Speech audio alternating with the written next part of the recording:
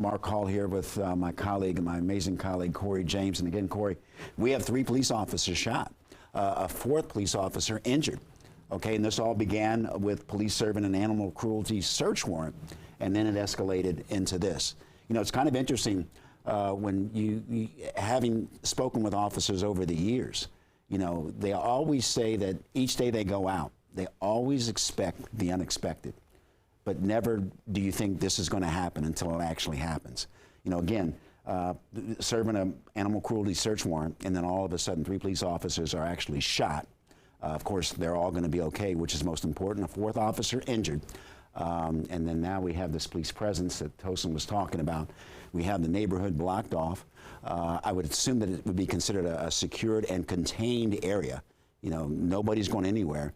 And as Tosin mentioned, I think right now the goal is negotiators to come up with a peaceful resolution to the situation. Yeah, and it's oftentimes a challenging job. My aunt's a sheriff's deputy, and she's a negotiator in Baton Rouge, and she talks about some of the things that they often have to do to get people to comply. And when you're dealing with people who don't want to listen, it can be very, very challenging. And as you can just kind of imagine with this particular person who's held inside of a home and still shooting with law enforcement. I counted in the video that you saw in Tosin's live shot about 40 different patrol cars. That just shows from the vantage point that we have, not really counting the number of officers who are out there, someone who is able to do that with that number of law enforcement present, very bold. And Corey, we can assume that the neighbors know what's going on right now. With all that police presence, you know they know what's going on. Yeah. And Tosin mentioned that nobody's coming outside to kind of get a closer look as to what's going on. And it's so very important because you mentioned that there are reports that the man who barricaded himself inside of a home is still occasionally firing shots. Yeah. It doesn't get any more dangerous than that. Yeah. And so it just seems like that people are complying with you know, Chief Smith and the department's you know, request to stay inside. And we also have 3 schools that are still not on lockdown. But you know, they are taking the alert status, so they're taking the necessary precautions.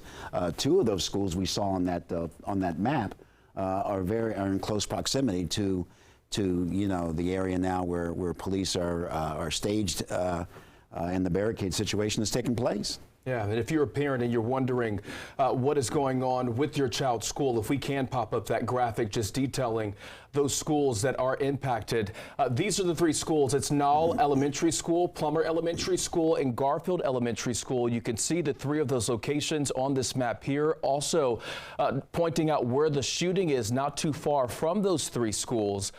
These schools, though, they are on an alert status. It's not a lockdown, but according to DCPS, these schools are on an alert status. So these are just the necessary precautions that the schools are taking just to keep the students, the faculty, and everyone there safe as police continue to investigate, and of course as they try to get that suspect who is barricaded inside that home. And as police have confirmed, still firing shots from that home as they try to get them out safely.